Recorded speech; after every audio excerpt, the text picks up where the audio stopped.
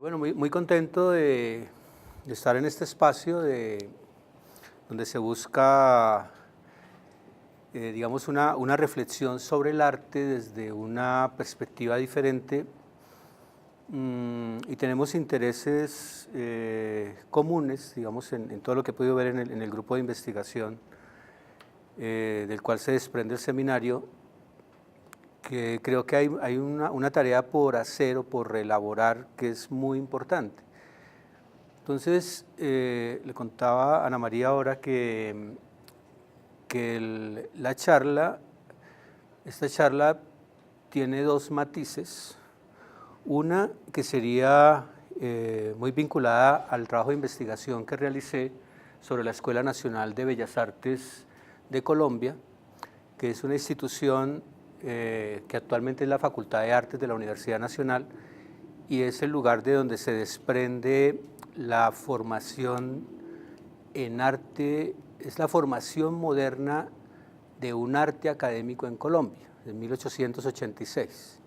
Es decir, no es una escuela de arte moderno, pero sí es una escuela de enseñanza moderna, y ese proyecto moderno de enseñanza es el que se mantiene por lo menos 100 años vigente en la Universidad Nacional y del cual se desprenden las otras escuelas antiguas en Colombia. Ese es el modelo particular.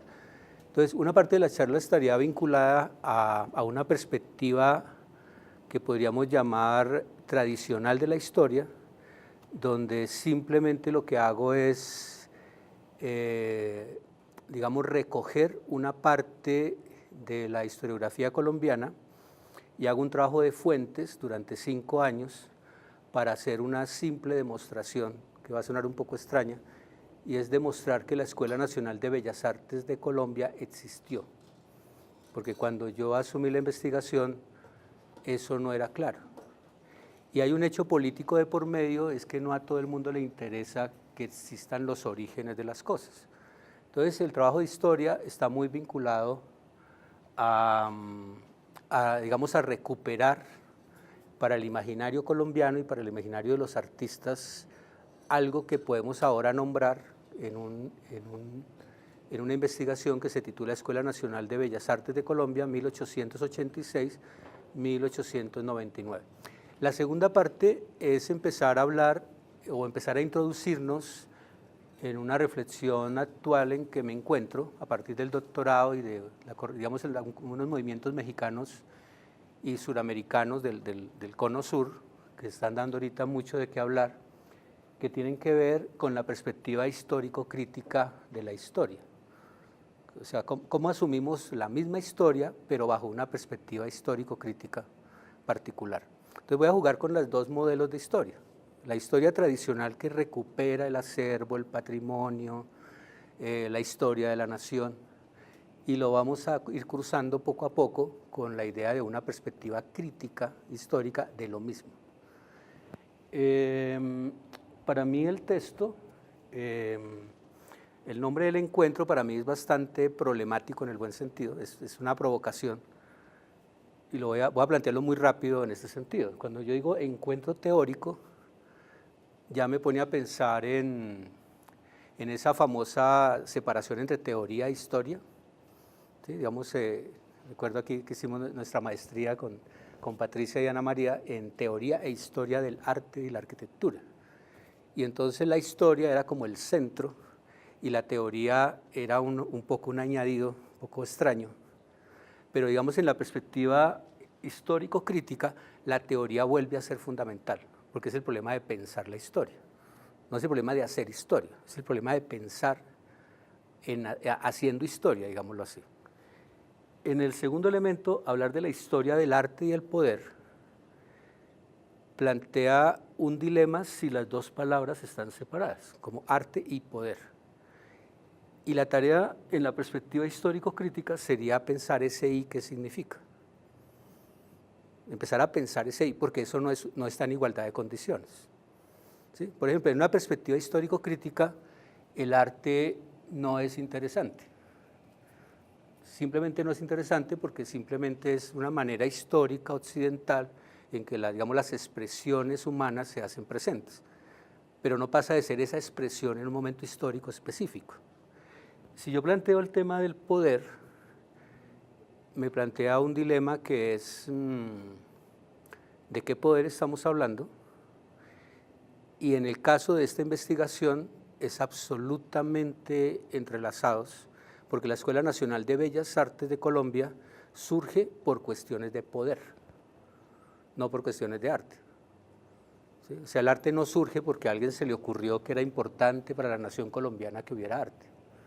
No, el arte surge por una perspectiva absolutamente instrumentalizada del siglo XIX, de finales del siglo XIX, donde el poder se soporta o se sujeta o debe soportarse en una estructura de imaginarios del cual el arte podría proveer. Es un arte para algo, es un arte para una función social. El siguiente, que es el problema de pensar la historia, es muy interesante porque es el problema de pensar. Críticamente quiere decir pensar, pero algo que hay una afirmación ahí que uno pensaría que es un poco suelta, que es ¿qué significa pensar desde el sur? ¿Sí? ¿Qué significa verdaderamente que pensemos desde el sur?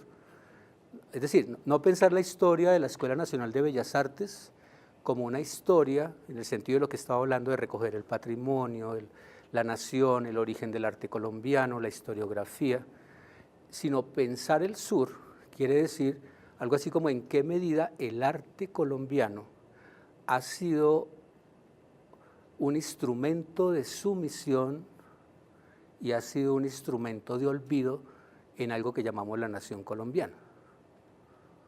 Porque esa idea del sur surge, ¿de dónde surge esa terminología del sur?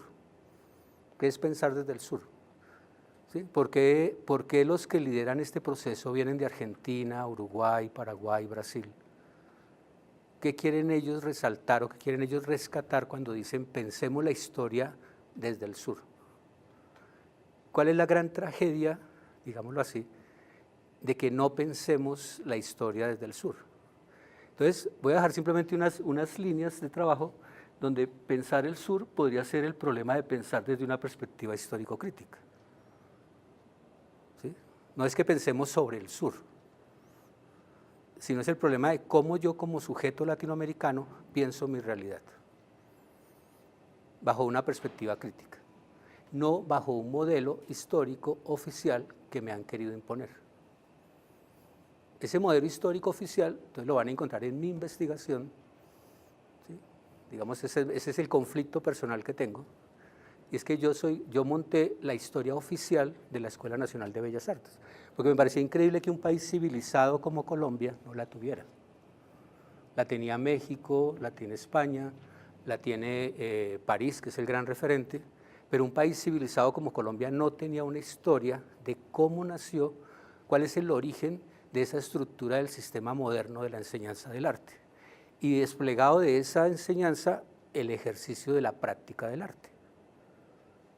¿Sí? Entonces, la investigación lo que hace es recoger el origen del proyecto que consolida lo que estaríamos llamando el sistema moderno del arte colombiano. ¿Sí? Que digamos en Colombia esto no se conoce mucho, hasta ahora está saliendo a flote esta investigación, pero que por ejemplo días después de haberla realizado, recibí una llamada de Atlanta, del Museo de Atlanta, donde me decían, nos interesa eso que usted tiene, o digamos, esto va a sonar un poco raro, es la historia de la desestructura del sujeto en América Latina, a través de instrumentos como la Escuela Nacional de Bellas Artes. Es una frase muy complicada para pensarla, pero uno piensa que la escuela está para estructurar. ¿Qué pasa si la escuela estuviera hecha para desestructurar? Un pensamiento, por ejemplo, colonial, o una estructura colonial. ¿Sí?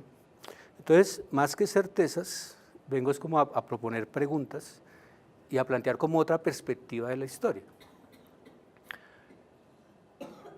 Y son preguntas, algunas no están enunciadas como preguntas, pero es importante que nos las planteemos. ¿Qué es pensar políticamente el arte? Desde el sur. Voy a empezar a tejer como cosas. pensar políticamente el arte desde el sur, eso es una redundancia. La única manera de pensar políticamente el arte sería desde el sur. No hacerlo sería no pensar el arte políticamente. Son afirmaciones para ir pensando. Pensarlo políticamente en Colombia implica que nosotros reconocemos a Colombia como algo dado. Nosotros suponemos que Colombia existe. Suponemos que la nación colombiana existe. Pensar críticamente supone dudar de tal afirmación.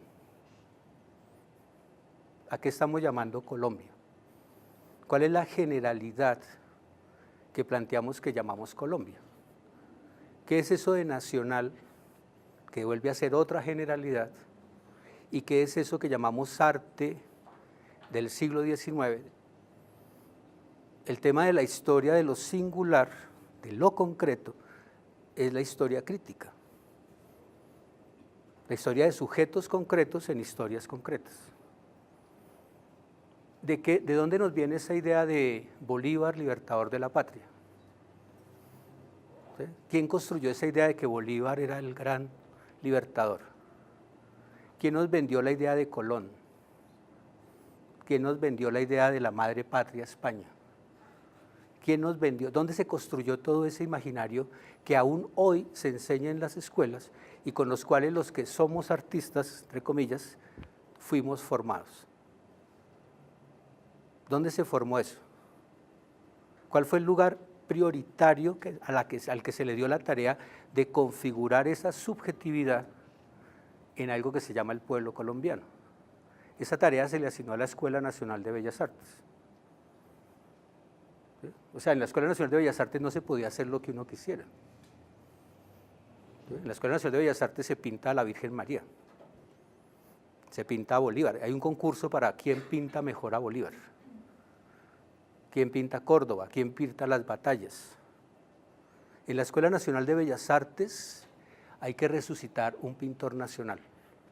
Entonces se escoge a alguien, que es a Gregorio Vázquez de Arce y Ceballos, y se le resucita, y se le convierte en el artista nacional. ¿Sí? Como que la nación tiene que tener referentes, tiene que tener sus artistas nacionales. No sé si estoy hablando del 19 o del 21, ¿no? Pero una nación tiene que tener referentes artísticos. ¿Quién estableció el gusto? Lo que se llama el buen gusto. ¿Qué es buen gusto? ¿Qué es mal gusto? ¿Sí? O sea, ¿por qué los políticos del siglo XIX gastaron dineros, que eran de todos los colombianos, en armar una escuela de bellas artes? No es por cuestiones de arte, lo que llamaríamos hoy por el arte. No, es el proyecto civilizatorio regeneracionista que encabezaba Miguel Antonio Caro. Yo creo que ni siquiera era de Núñez, y Núñez era como el títere de Caro en ese momento. Entonces el proyecto es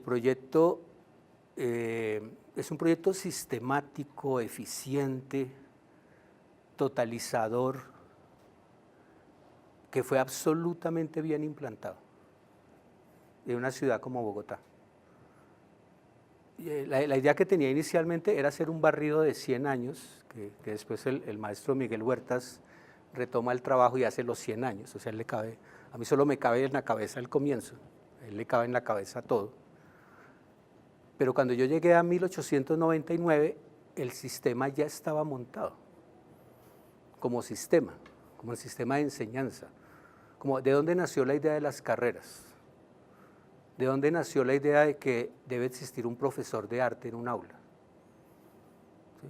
¿De dónde sale esa idea de reemplazar al maestro que tiene su taller por un profesor? ¿De dónde surge la idea de coger el arte como conocimiento y fragmentarlo en pequeños saberes y convertirlo en asignaturas? ¿De dónde surge la idea de la profundización por semestres? ¿De dónde surge la idea de la titulación? ¿De dónde surge la idea de que el artista es un profesional? ¿De dónde surge la idea de que el profesor tiene que tener un magisterio y debe ser evaluado en su magisterio? O sea, son preguntas que nosotros no nos hacemos porque estamos absolutamente insertos en eso. Pensar críticamente es empezar a devolver la pelota y empezar a no dar por visto, como oiga, sí, porque hay profesores. ¿Sí? ¿Qué enseña un profesor de artes en el siglo XIX? Entonces, como contenido ya lo dije. ¿Sí? Por ejemplo, enseña historia. ¿Qué historia se enseña? Pues la historia universal. No serán las historias locales. Es una historia universal a la cual un pueblo como el colombiano debe llegar como futuro y como idea de progreso. Entonces, la historia es la historia universal y la meta es quedar incorporados en la historia universal, o sea, que Colombia tenga un pedacito en la historia universal. Pero esa historia no es la historia del pueblo colombiano, ni es lo de las artes o los oficios, es simplemente una parte muy particular y muy concreta de lo que significa eso. Ahora, ¿qué implicaría pensarlo políticamente y críticamente? Críticamente significaría que el historiador se ponga en juego con la historia que cuenta. Porque el historiador oficial normalmente está por fuera. Estoy con mis archivos, investigo, saco datos, construyo un texto, armo una narración, entrego mi historia y chao. Pensar críticamente implica hacerse una pregunta sencilla y es ¿cómo voy yo en esa historia? ¿Cómo yo como historiador, desde qué lugar estoy escribiendo esa historia que estoy escribiendo? Entonces, por ejemplo, aquí yo reconozco que en la historia que armé del siglo XIX, quien hizo esa historia fue el profesor de la Universidad Nacional, fue el secretario, porque en ese momento era el secretario de la Facultad de Artes, y un secretario escribe actas y escribe documentos y esa persona fue la que escribió ese documento. Y entonces hoy lo miro en perspectiva y digo, bueno, eso lo escribió William Vázquez en tal época, en tal momento de su vida, pero ¿qué pasa cuando yo empiezo a pensar más allá de ser profesor, más allá de ser secretario, y empiezo a pararme en perspectiva crítica? Empiezo a tener una mirada más amplia de esa realidad. Y empiezo a reconocer que esa bendita historia que yo contaba en el siglo XIX, en el fondo es mi historia. Y en el fondo es la historia que yo replico en mi aula de clases con mis estudiantes. ¿Sí? Como esa idea de un modelo en la mitad, los estudiantes pintándolo en caballetes, el profesor corrigiendo y haciéndole, él sabe, los estudiantes son ignorantes. ¿Sí? Ese es el modelo del siglo XIX. Pero ese modelo está vigente. ¿Sí? O sea, la historia crítica implica hablar de la vigencia de la historia. No es la idea de que la historia está en el pasado, sino que hoy la historia está presente y se hace presente de una manera de la cual yo no soy consciente. Entonces, haciendo esta investigación me di cuenta que mucho de lo que yo soy ya estaba instaurado muchos años antes de que yo naciera. Y que si yo no tengo conciencia crítica, mis hijos y mis estudiantes replicarán el modelo que yo inconscientemente estoy instalando. Entonces, ¿por qué pensar historia y por qué pensarla críticamente? Entonces aparece algo que es la realidad y la actualidad hoy. Por eso la palabra de la vigencia es muy importante. ¿Por qué mirar la historia? ¿Qué le importa a usted la historia? ¿Sí? ¿Cuál es la necesidad de que usted tenga historia? ¿Sí? Pero entonces lo que busca ese pensamiento crítico es vincular la historia del sujeto con lo que llamamos la historia oficial y empezar a encontrar un encadenamiento. Un maestro muy querido para mí, que es Hugo Semmelmann, lo saben Patricia y Ana María, que acabó de fallecer, con la persona que me estaba dirigiendo la tesis doctoral, viene del sur, es una persona, murió a los 85 años, y él era compañero de trabajo y de política con Salvador Allende en Chile. Y él muchos años después se pregunta por qué pasó lo que pasó en Chile. ¿dónde estaba yo cuando pasó lo que pasó en Chile? Entonces él dice, yo era un investigador marxista-leninista, ¿no? Y yo suponía que estaba leyendo la realidad. O sea, que como historiador y como sociólogo estaba leyendo la realidad. Pero él dice, me quedé en los libros, me quedé en las fuentes y no supe leer la realidad. Y un buen día llegan y le dicen, doctor Semmelman, Allende ha caído, el instituto que usted dirige de investigaciones ya no vale la pena que exista, porque llegó el orden. Y cuando el orden llega, ¿no?, que es de alguna manera el orden dominante, ya no hay que investigar. No hay que ser críticos donde existe el orden dominante. Y entonces él se pregunta, ¿por qué no fuimos capaces de leer la realidad y saber que había un orden dominante detrás de las apariencias? Detrás había algo que no leímos y que acabó con Chile, de alguna manera. Entonces, él dice, se reúne con personajes como Dussel, como Aníbal Quijano, como Estela Quintar, y empiezan a plantearse el problema de qué es pensar desde el sur y cómo empezar a buscar otra metodología, otra manera de abordar la historia para que podamos leer la realidad críticamente. ¿Sí? Ellos hablan de pensar desde el sur, y por eso fundan el Instituto de Cultura y Pensamiento de América Latina en México, en el exilio, y desde ese lugar es que les estoy hablando. ¿Sí? Quería compartir con ustedes cómo se está pensando en México ahorita esto de pensar desde el sur. Pues está muy fresquito porque esta semana estaba en seminarios en relación a esto. Pero entonces me preguntan a mí, bueno, William, usted sabe sobre el siglo XIX, piénselo críticamente. ¿Sí? ¿Cuál es la realidad en Colombia? Pues ya quiero compartirles mi problemita con ustedes. ¿Sí? Es como, ¿para qué el arte en Colombia? ¿Sí? ¿Qué tiene que ver el arte con la realidad hoy en Colombia? ¿Qué significa ser artista en Colombia en el siglo XXI? Como un problema crítico. ¿Sí? Porque, no sé, los artistas en general no lo están pensando, porque están inscritos en el modelo del siglo XIX. Me formo, salgo a una galería, monto exposiciones, ¿no? Hay un comprador, hay un galerista, hay un curador, está la prensa. Entonces, ¿qué significa un sujeto historizado hoy? O sea, la historia se devuelve sobre el sujeto, es un sujeto historizado hoy y para este tiempo.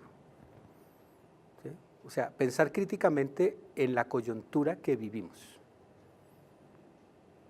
¿sí? No para el siglo XIX. La historia que me constituye. Entonces, mi sorpresa, o digamos el testimonio que estoy rindiendo ante ustedes, es que estaba asombrado de cómo armé la historia del siglo XIX y todavía siento que esa historia no me es lejana. ¿Sí? ¿Esa historia no me es lejana? ¿Sí? O sea, me comporto como los profesores del XIX, mi relación con los estudiantes es la misma, tengo una relación de autoridad con ellos, siempre hay una mediación, no, les prohíbo ver la realidad, porque estoy en el problema de la representación y de la obra misma, entonces la realidad no necesito salir del aula. ¿Sí? O sea, me comporto tal cual que en un pensamiento moderno absoluto. Entonces, de alguna manera, pensar ese sujeto histórico o pensar críticamente, en el fondo es una exploración sobre mi conciencia política. ¿Qué grado de conciencia política tengo yo sobre mi actuar hoy en esta coyuntura o en estas circunstancias? Entonces, más que certezas, el tema del pensar críticamente es asumir la incertidumbre de que no sé claramente quién soy ni para dónde voy, como punto de partida. O sea, el problema es que a mí me han enseñado sobre certezas. Yo tengo claridad sobre quién soy, sé para dónde voy. Pero ese es el mundo de la ciencia. Y es el mundo del destino del progreso. Usted se va a casar, usted va a ser famoso, usted tiene éxito. Pero resulta que mi cotidianidad no está asociada a eso. Y la verdad, no sé para dónde voy. pero tenemos prohibido asumirlo. No lo podemos asumir, ni lo debemos asumir. Entonces, cuando yo lo asumo, implica empezar a decir, yo estoy acá, pese a todo, y voy a empezar a asumirme tal como soy. Pero como no sé cómo soy, pues ahí está la tarea, de alguna manera.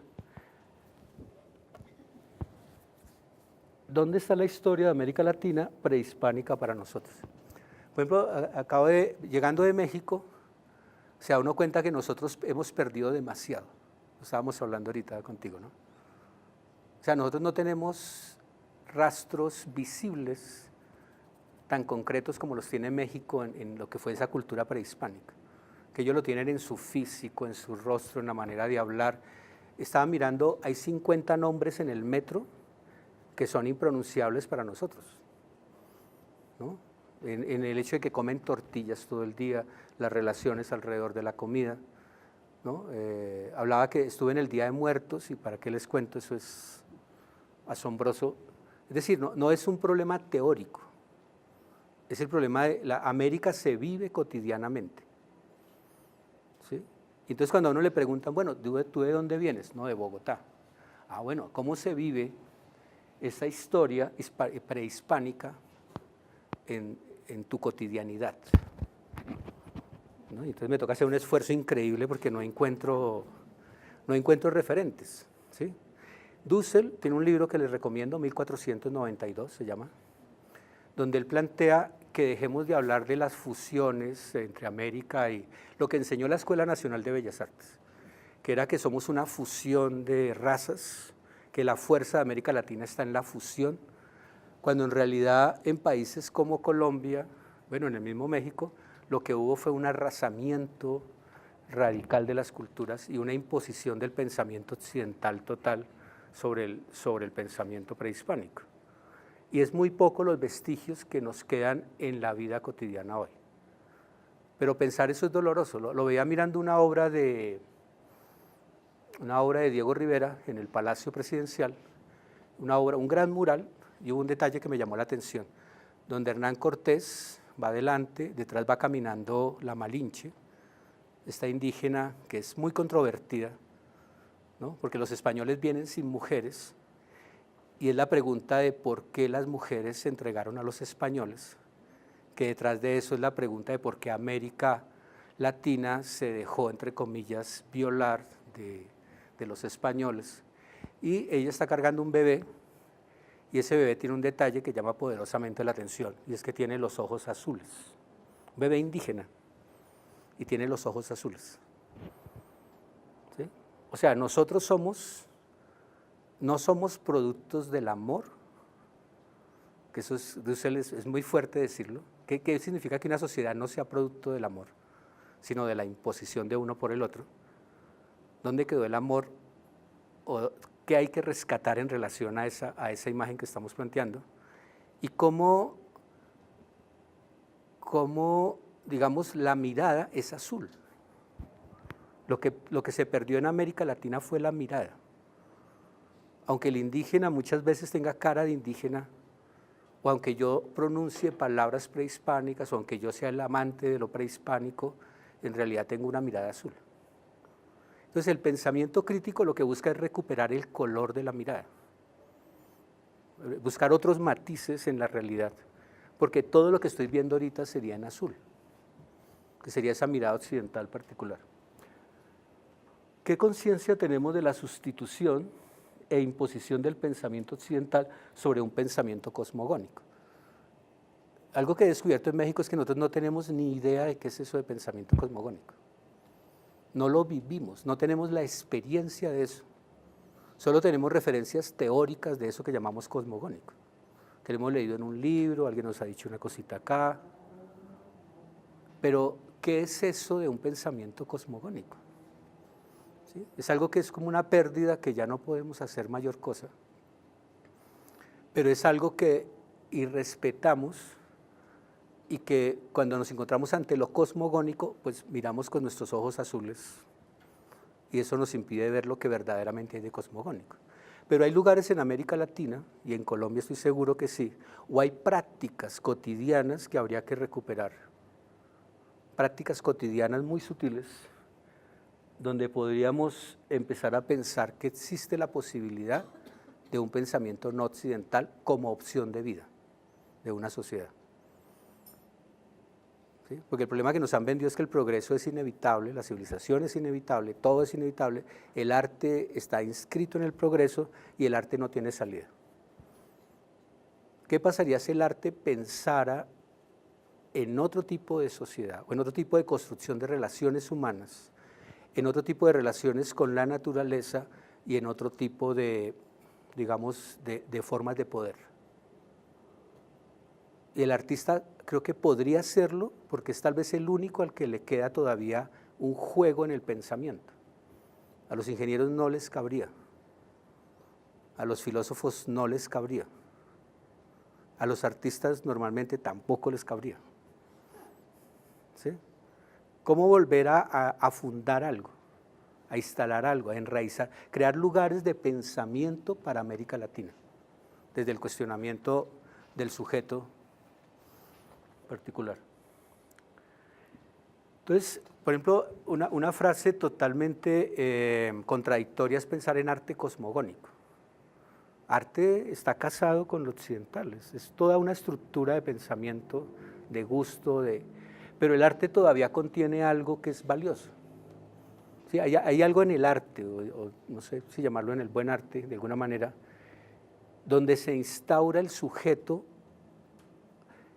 y hace algo. Yo creo que el buen arte hoy yo lo definiría como aquel arte que da que pensar, que mueve cimientos, que cuestiona, que genera preguntas y que es un poco una pequeña herida en una cuestión de conformidades y de no asumir nada a cargo. Entonces por eso planteaba un poco lo cosmogónico, que en ellos, por ejemplo, ahorita que estaba en Oaxaca, en este Día de Muertos, ahí no cabe la palabra arte, pero sí es claramente una expresión sensible de sujetos que no son sujetos aislados, sino es la idea de sujetos comunitarios. ¿Sí? Es decir, dentro de la palabra arte, mirar eso con arte sería no verlo. El problema del pensamiento crítico es cómo desmontar estructuras de observación contemporáneas para empezar a asumir lo que la realidad me esté dictando. Por ejemplo, yo veía gente que tenía cámaras y tomaba fotos como turista. ¿Sí? Están los antropólogos que ya saben qué está pasando ahí y aplican la etnografía. ¿Sí? O sea, cada quien ya sabe cómo aproximarse a esa realidad y en la manera en que instrumentaliza su metodología y su pensamiento no ve y pasa por alto lo importante.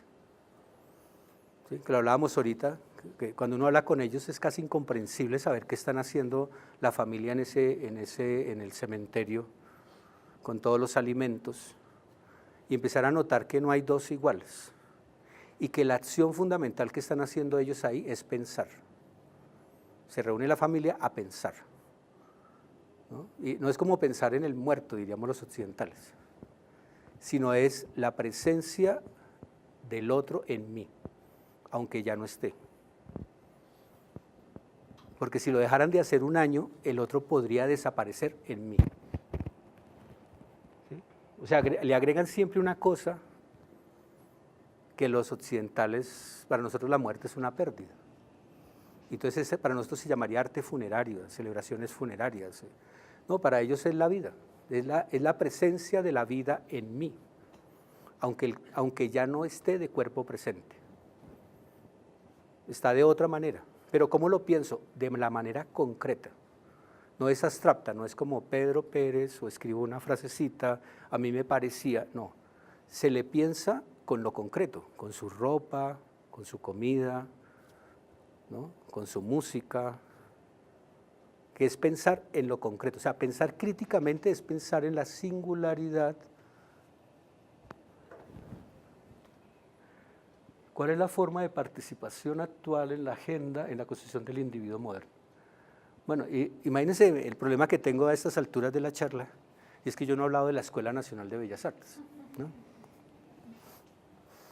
Pero digamos, ¿cuál es el sentido de esa escuela?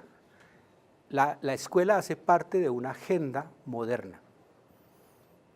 Si yo quisiera fundar un Estado moderno, el punto 5 es crear la Escuela Nacional de Bellas Artes de ese país. ¿Para qué? Pues para una construcción de un individuo moderno, no de un sujeto. Más bien, es como el ocultamiento de un sujeto para la construcción de un individuo. Y vamos a crear individuos solos, aislados, a los cuales llamamos artistas, que están separados de su realidad y que van a construir y van a agendar una tarea la cual les vamos a dar. Alguien puede decir, no, en el siglo XX eso se liberó, eso cambió, pero como les digo, no es mi objeto de estudio el siglo XX, pero esto que estoy hablando es el siglo XIX, pero de alguna manera algo resuena de esto que estoy planteando. Luego la escuela es un dispositivo de implantación y control estético-político de los sujetos. Es la mayor manera de control y eso lo comparte con la escuela primaria, ¿no? Desde pequeñitos debemos tenerlos en sujetos de control, debemos controlar el lenguaje, controlar la estética, la política y las relaciones humanas. El arte instrumentalizado por el poder y la nación como estrategia de sometimiento. Entonces, el arte es un instrumento para el poder concreto, ¿no? Por ejemplo, en la Escuela Nacional de Bellas Artes toca hacer un himno nacional urgente. Pues, la escuela, para eso la fundamos. Que toca actualizar el escudo nacional, por favor, la escuela. Que toca hacer las cartillas de los niños, la Escuela de Bellas Artes. ¿Sí? Esa es la función de la escuela en el siglo XIX. Entonces, digamos que la escuela nace sin juego creativo y sin sujeto, donde el nombre de los alumnos no importa, donde la singularidad de cada sujeto no es significante, donde cada profesor pueda ser reemplazado fácilmente, ¿sí? Y donde este juego creativo se reemplaza por algo que se llamaba el genio y el talento. Este muchacho tiene genio, tiene talento, luego puede servirnos para esto. El resto de la sociedad no tendrá acceso a eso, no se asumirá.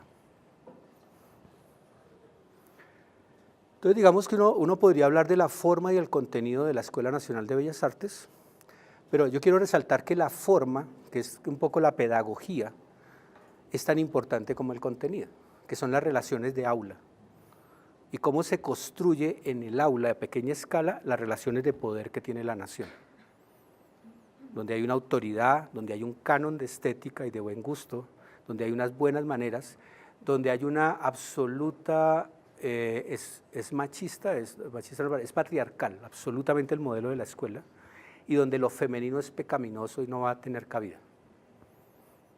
¿Sí? La Escuela Nacional de Bellas Artes de Colombia, hay una publicación que estamos a puertas, ¿no? Ana María, donde yo hago un relato de los antecedentes de la Escuela Nacional de Bellas Artes, de cómo surge la escuela y cuáles eran los debates previos que habían para la formación de esa escuela. Entonces, diciéndolo así muy rápido, les comento que la Universidad Nacional, cuando abre en 1867, 66-67, crea la Escuela de Artes y Oficios. No artes y oficios como lo entendemos ahorita, como la Escuela Santo Domingo, que son las manualidades, sino artes y oficios en el sentido de los ingleses, que es la industria. Crear una industria con máquinas, con ingenieros, y la universidad abre y llegó a tener 300 estudiantes en un modelo radical en ese momento, liberal radical. Oigamos, ya estaba en decadencia ese liberalismo de 1850, pero en el 67 todavía era posible pensar en las artes y oficios, y era la idea de que Colombia tenía una posibilidad industrial en el progreso técnico. Cuando sube Núñez al poder, es claro que no se va a apoyar esa propuesta. Antioquia y Medellín sí la autorizaron, sí la plantearon. De ahí nació la Facultad de Minas de la Universidad de Antioquia. De ahí nació también en Bucaramanga la Universidad Industrial de Santander. Nacen de proyectos que asumieron las escuelas de arte y oficios como propuesta. Pero la nación colombiana no estaba para la industria. una nación centralizada en Bogotá, ¿no? que adquiere los recursos nacionales, y lo que empieza a plantear es la idea de perder la esperanza de que Colombia va a ser un país técnico. Colombia, dice todo este movimiento de la regeneración, lo que plantea es un país al que Dios proveyó de materias primas para el mundo que podrían ser intercambiadas por la técnica que producen otros países. Pero lo que es imperdonable es que Colombia no sea un país civilizado, porque podría ser bárbaro. Entonces, estos hacendados que subían a la presidencia, grandes hacendados de la sabana, nos plantean un hecho, y es que lo civilizatorio podría llegar no por la ruta de la técnica, sino por la ruta de las bellas artes. La música clásica, Bach, Beethoven, ¿sí? por la idea de emular a Rubens, a Miguel Ángel. Entonces se monta una escuela de bellas artes para eso. Ese es el modelo que asumió Bogotá, ese es el modelo exitosísimo que se hizo, que se montó y que todavía está vigente en el lugar donde yo trabajo. ¿Sí? Hubiéramos escogido el otro modelo, seríamos otra cosa. Para darles una idea de cómo era de fuerte disciplinariamente, digamos, cómo era, no nos cabe a nosotros en la cabeza la cotidianidad. Por ejemplo, en Artes y Oficios, la universidad tenía una cárcel escolar, dependiendo del tipo de falta, que siempre la falta era contra la autoridad. Entonces, un hecho que quiero recalcar es la noción de estabilidad. A mí me impresiona muchísimo y admiro profundamente, aunque el proyecto, digamos, no lo comparta, pero yo admiro profundamente a Alberto Urdaneta, que es el creador de la escuela. Me parece que fue un personaje de una claridad absoluta, ¿no? Que hizo lo que tocaba hacer, ir a París, tomar el modelo parisino, pasar por México, mirar San Marcos, traerse al mejor profesor mexicano, traerse el mejor profesor para su proyecto, ¿no? Porque en ese momento ya estaban las vanguardias empezando en París, pero no se iba a traer las vanguardias para dibujar a la Virgen María, no.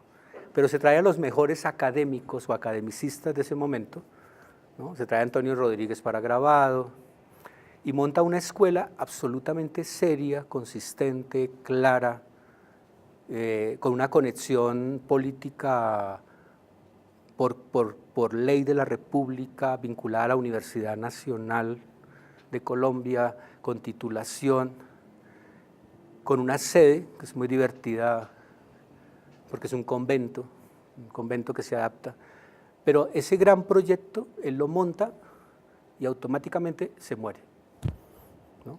Como a los 6 meses que monta todo este aparataje muere, pero eso no le quita que sea un personaje maravilloso, porque lo que él montó se montó durante 100 años y de alguna manera nos constituyó y nos formó.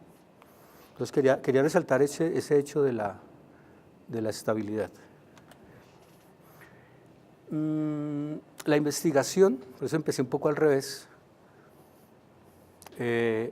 planteaba un hecho curioso que a mí me llama la atención hoy, y es ¿por qué olvidamos el origen de la Escuela Nacional de Bellas Artes? ¿O por qué no nos importa? ¿O por qué no nos interesa?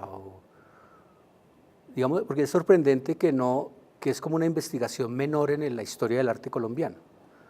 Pero resulta que estas son las maneras en que el arte colombiano se piensa, y es la manera en que se forman los artistas colombianos, por lo menos durante 60, 70 años, hasta que abren la Universidad de los Andes en 1950. El paradigma lo tiene esta escuela. ¿Qué es arte en Colombia? Lo dice Miguel Huertas. ¿Qué es arte en Colombia? ¿No? En esa época, lo que diga la Universidad Nacional, ¿no? ¿Quién es la Universidad Nacional? Pues estos personajes que les estoy contando, con esta mentalidad y con este proyecto. Entonces, un poco el método de esta investigación es una historia sobre la institucionalidad, y es política solamente, no en el sentido crítico que estaba hablando ahorita, pero sí es política en la medida que sobre las instituciones colombianas corren riesgos muy grandes que desaparezcan.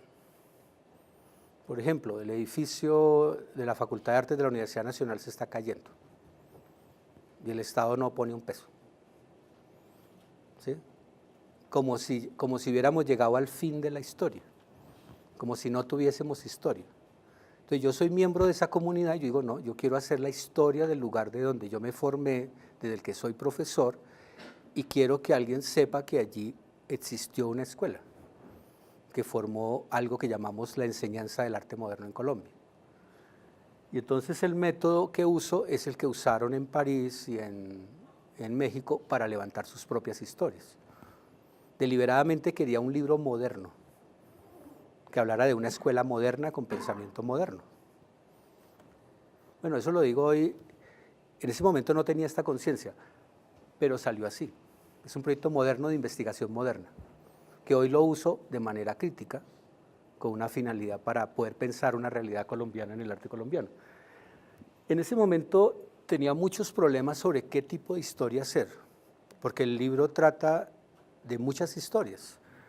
Ustedes lo leen y van a encontrar sobre la enseñanza del arte en Colombia, arte y Estado en Colombia, el origen de la institución de la enseñanza del arte en Colombia, del arte moderno y la profesionalización del artista, arte, moral, confesionalismo, secularismo y género, de genios y artesanos, pedagogía, estética y didáctica académica, transmisión del saber de la metrópoli de la nación colombiana, el campo del arte moderno en Colombia, historiografía del arte en Colombia. O sea, el libro es todas estas historias juntas, que se engloban en una historia institucional de una institución que se llama la Escuela Nacional de Bellas Artes. En el método que se utiliza en México, digamos de pensamiento crítico, se hace una pregunta que no vamos a hacer acá, y es como, ¿con qué palabras se quedan ustedes de esta charla? ¿Sí? ¿Con qué palabras se quedarían? Entonces, como sabía que no teníamos tiempo de hacer este ejercicio, yo me contesté las palabras que en ese momento, cuando hice la investigación, me parecieron importantes, que serían claves de pensamiento que me permitirían reconstruir para mi vida, para mi tiempo, la historia que acabo de nombrar o que acabo de leer. Por ejemplo, palabras como institucionalidad, palabras como nacional, pública, superior, gratuita, académica, centralista, confesional, patriótica, historicista, presidencialista. ¿Sí? Son palabras importantes en la investigación, pero hoy desde una perspectiva histórico-crítica, esas palabras las tengo que volver preguntas en relación a la vigencia de la palabra en la historia de mi vida. La historia de un sujeto, es como, ¿dónde está el sujeto en esa institucionalidad? ¿No? Patricia conoce bastante bien mi lucha contra la institucionalidad. Estoy sometido, ¿no? Fui secretario, estudié en lo público, soy empleado público. ¿Dónde quedó el arte? En mí. ¿Sí? Me formé como artista y en el estudio un día haciendo una frase, me encontré una frase de mi vida que decía, hace 20 años dejé de pintar y nunca más lo volví a hacer. ¿Sí? Y entonces empiezo a reconocer un conflicto en mí, un conflicto en mi historia, que tiene que ver con la bendita escuela. ¿Sí? Desde antes de nacer ya tenía destinado un conflicto, que es esa relación entre el arte libre que me habían vendido, ¿no? Que iba a ser famoso. ¿No? La práctica me mandó a otro lado de profesor. ¿Sí? Y 20 años después me pregunto, en un lugar desde el cual soy profesor, que somos con Patricia, somos profesor de profesores de arte. ¿No? Que somos profesores creamos la maestría en educación artística para pensar la educación de manera crítica y tratar de romper esto que hemos venido trabajando sin pensarlo. ¿Cómo pensar críticamente? Las preguntas en ese momento eran preguntas modernas. ¿Qué se enseña? ¿Cómo se enseña? ¿Quién enseña? ¿A quién enseña? ¿Con qué impacto se enseña? Que son preguntas sacadas del texto de Lyotard, de la condición posmoderna, que son preguntas que él utiliza para ese trabajo, donde él quiere hacer una evaluación del sistema moderno universitario en Canadá. Y plantea esas preguntas. Pero hoy en el pensamiento crítico estas preguntas ya no son suficientes. ¿Sí? Porque sería un poco como, ¿qué se enseña?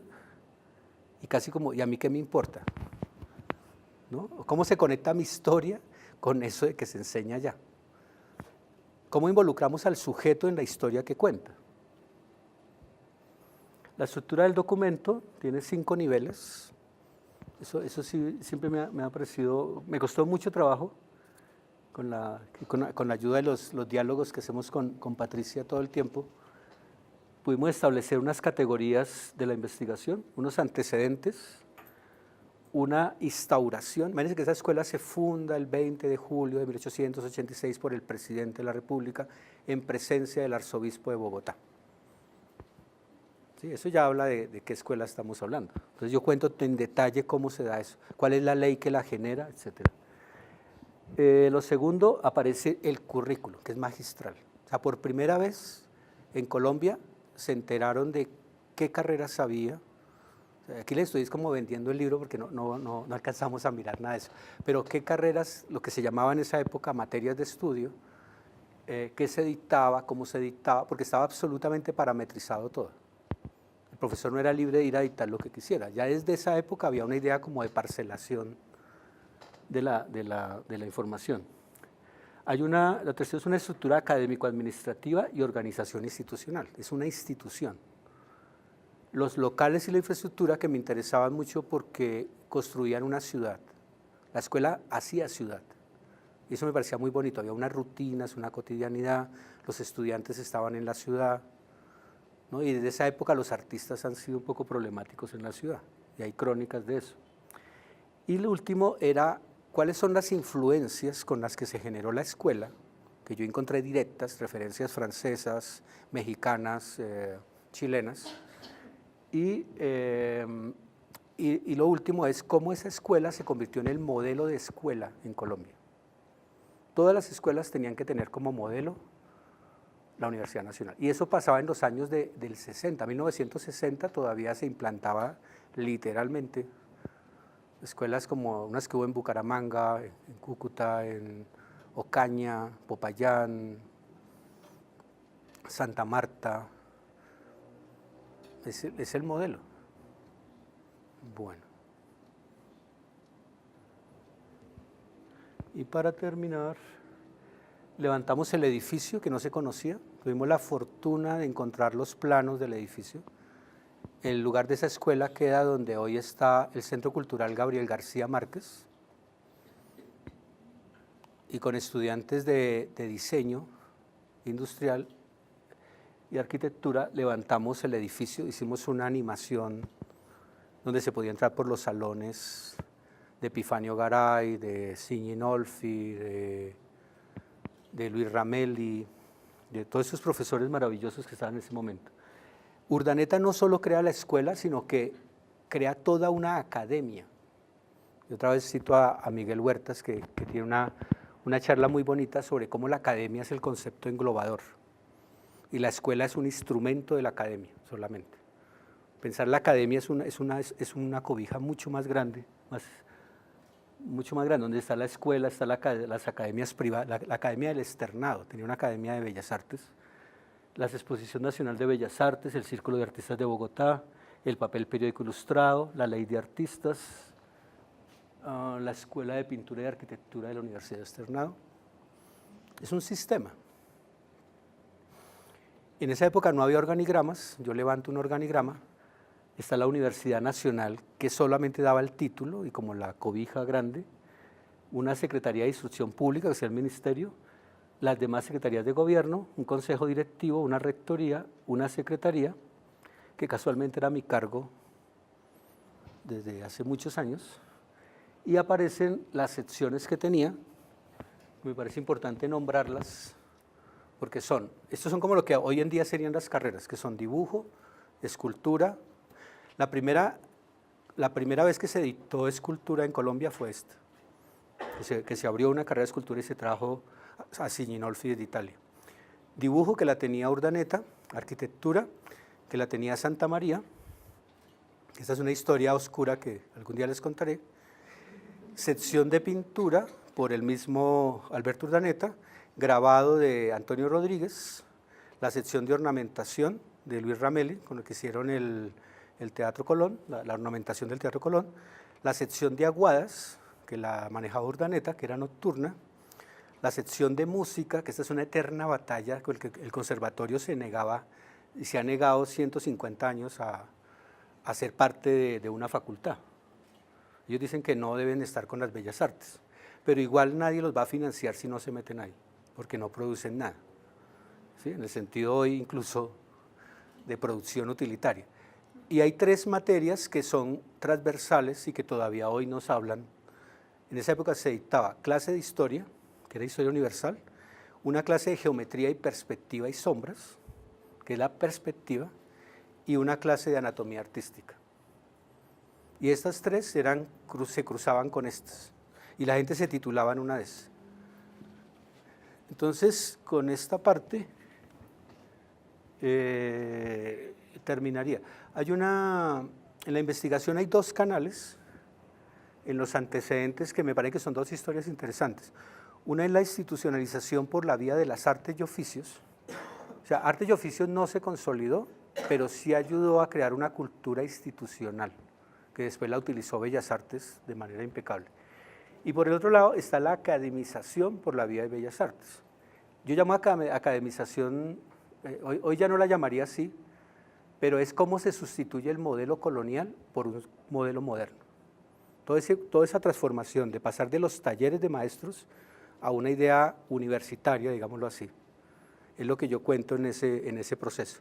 Y voy recogiendo todos los proyectos previos a la escuela, que fue un camino muy lento, como de unos 50 años, hasta llegar a consolidar la Escuela Nacional de Bellas Artes. Pero para mí es un momento importantísimo en la historia del arte colombiano, 1886, el año en que se funda la Escuela Nacional de Bellas Artes. Muchas gracias.